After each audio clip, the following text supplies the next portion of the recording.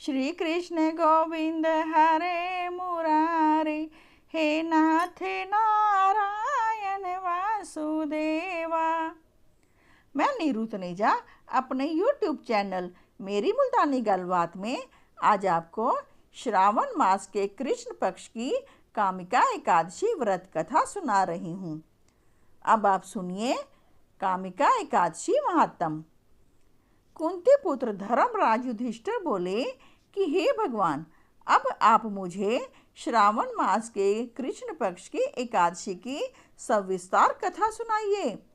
इस एकादशी का नाम तथा उसकी विधि क्या है? उसमें कौन से देवता की पूजा होती है? श्री कृष्ण भगवान बोले, हे राजन, मैं इस एकादशी की कथा कहता हूँ, ध्यान पूर्वक सुनो। एक समय इस एकादशी की पावन कथा को भीष्म पितामह ने लोकहित के लिए नारद जी से कहा था। एक समय नारद जी ने पूछा कि पितामह, आज मेरी श्रावण माह के कृष्ण पक्ष की एकादशी की कथा सुनने की इच्छा है, अतः अब आप एकादशी की व्रत कथा विधि सहित सुनाइए। भीष्म पितामह नारद जी के वचनों को सुनकर बोले, हे नारद जी, आपने मुझसे यह अत्यंत सुंदर प्रश्न किया है, अब आप ध्यान लगाकर सुनिए। श्रावण माह के कृष्ण पक्ष की एकादशी का नाम कामिका है। इस एकादशी की कथा के सुनने मात्र से ही वाजपेय यज्ञ का फल मिलता है। कामिका एकादशी के व्रत में शंख चक्र गदाधारी विष्णु भगवान की पूजा की जाती है। जो मनुष्य इस एकादशी को धूप दीप नैवेद्य आदि से भगवान विष्णु की पूजा करते हैं, उन्हें गंगा स्नान के फल से भी बड़ा फल मिलता है। यही फल सूर्य, चंद्र ग्रहण, केदार और कुरुक्षेत्र में स्नान करने से मिलता है। वह फल भगवान की पूजा करने से मिल जाता है। भगवान की पूजा का फल श्रावण मास के कृष्ण पक्ष के एकादशी के फल के बराबर है। अतः भक्ति पूर्वक भगवान की पूजा ना बन सके तो श्रावण माह के कृष्ण पक्ष की कामिका एकादशी का व्रत अवश्य करना चाहिए।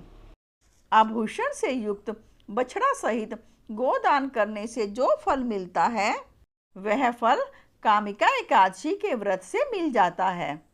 जो उत्तम द्विज श्रावण माह के कृष्ण पक्ष की कामिका एकादशी का व्रत करते हैं तथा श्री विष्णु भगवान की पूजा करते हैं, उससे समस्त वेद, नाग, किन्नर, पितृ आदि की पूजा हो जाती है।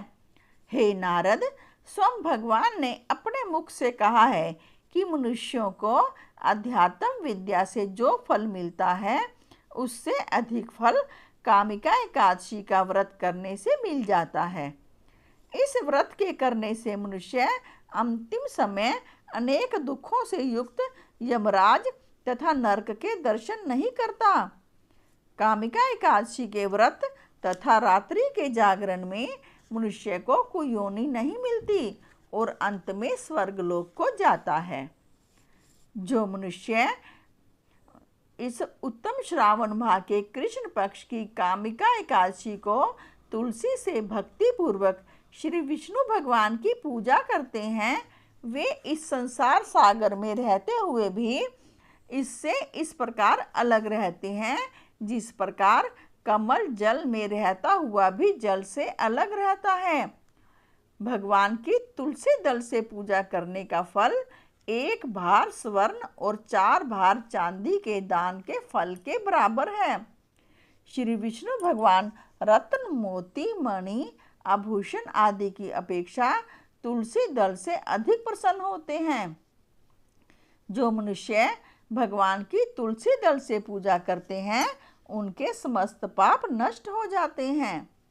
हे नारद, मैं स्वयं भगवान की अत्यंत प्रिय श्री तुलसी जी को नमस्कार करता हूँ।